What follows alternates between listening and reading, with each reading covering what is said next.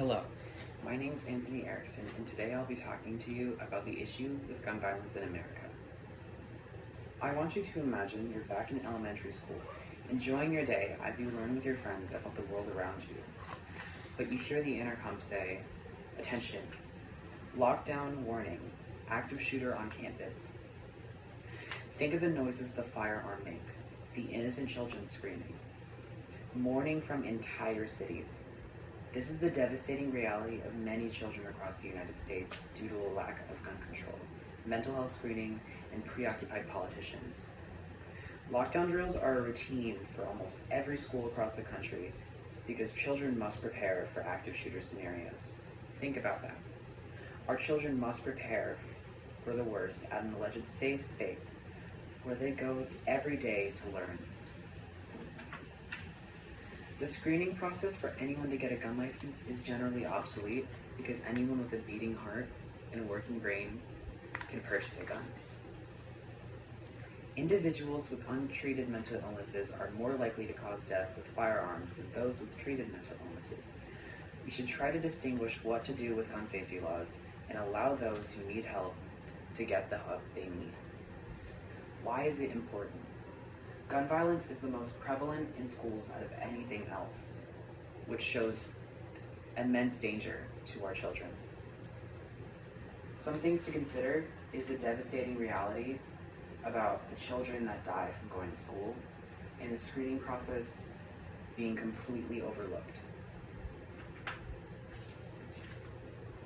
Many of you may be thinking about the well-known Second Amendment, which grants Americans the right to carry firearms without question, and why we should infringe upon that. But studies in multiple other countries show that controlling gun ownership is almost essential in keeping communities safe. According to the Small Arms Survey in 2017, the gun per capita rate in the United States is 120.5 firearms for every 100 people. That's the most in the world. That ratio has only increased since the study was recorded due to numerous laws being passed almost every week that tear away at what remains of gun safety laws in the United States. However, some people may argue Second Amendment encourages self-defense and helps individuals protect their families.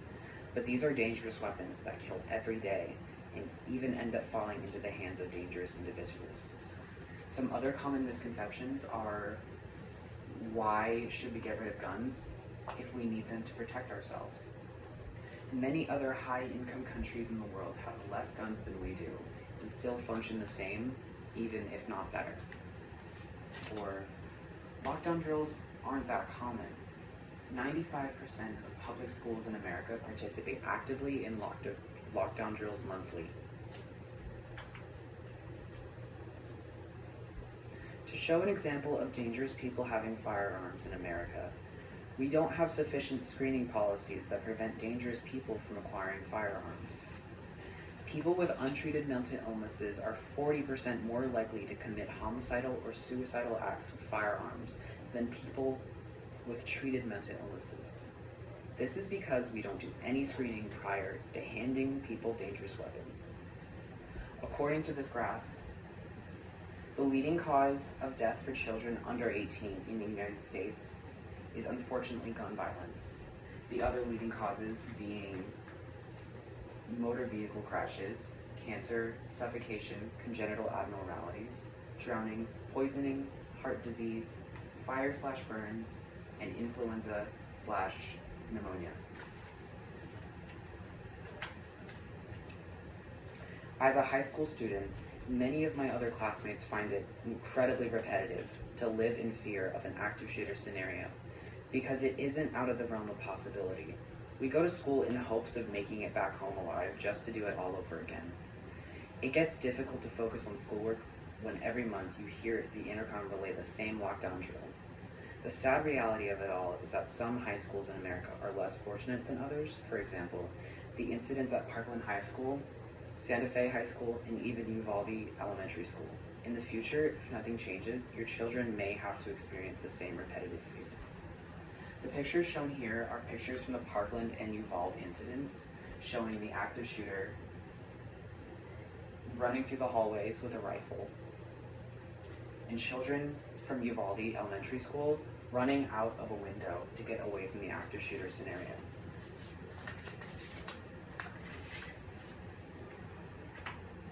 By a show of hands, who here would like to reduce gun violence?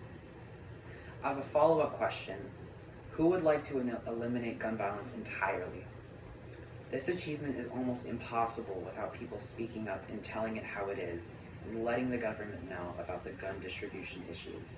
With stronger policies and screening procedures, gun violence could nearly be eradicated. Thank you.